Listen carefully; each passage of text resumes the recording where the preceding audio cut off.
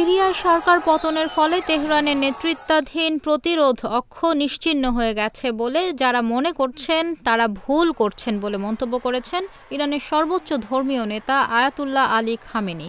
মঙ্গলবার তেহরানে নারীদের এক সমাবেশে খামেনি এমন মন্তব্য করেন। কাতার ভিত্তিক সংবাদ মাধ্যম আল জাজিরা জানিয়েছে, তেহরানের সমাবেশে বক্তৃতা দেওয়ার সময় ইসরায়েলি হামলায় নিহত হিজবুল্লাহ এবং হামাস নেতাদের স্মরণ করেন তিনি বলেন, সাইয়েদ হাসান নাসরুল্লাহর আত্মা জীবিত, সিনওয়ারের আত্মা জীবিত, শহীদেরা কখনো মরে না। এ সময় তেহরানের সমবেত জনতা আমেরিকার মৃত্যু হোক এবং ইসরায়েলের মৃত্যু হোক স্লোগান দিতে থাকে।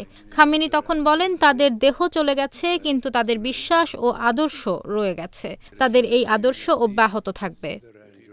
ইরানের সর্বোচ্চ নেতা আরও বলেন, ইসরায়েলিরা গাজায় প্রতিদিন হামলা চালাচ্ছে, মানুষকে শহীদ করছে, কিন্তু তারা এখনো মাথা উঁচু করে দাঁড়িয়ে আছে, এখনো প্রতিরোধ করছে, লেবানন প্রতিরোধ করছে।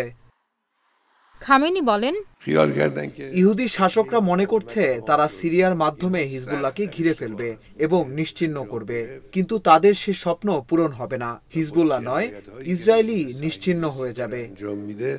সিরিয়ার বিদ্রোহীদের অব্যাহত অভিযানের মুখে গত ৮ ডিসেম্বর ক্ষমতাচ্যুত হন সিরিয়ার প্রেসিডেন্ট বাশার আল আসাদ।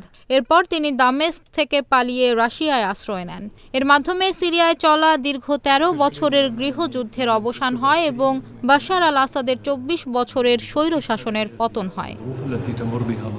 আসাদ পরিবারের দীর্ঘদিনের মিত্র ইরান ও রাশিয়া। সিরিয়ায় আসাদের পতনকে মধ্যপ্রাচ্যে বড় ধাক্কা হিসেবে বিবেচনা করা হচ্ছে।